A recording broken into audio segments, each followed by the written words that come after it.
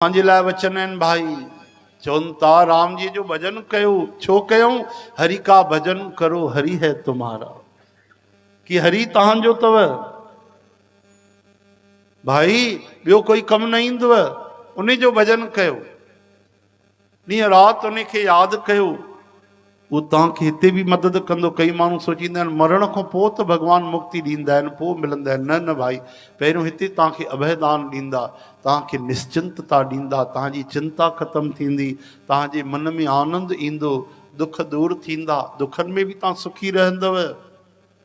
हिते मन खे शांती न आई त मरण खां पोइ काॾो मुक्ति मिलंदी?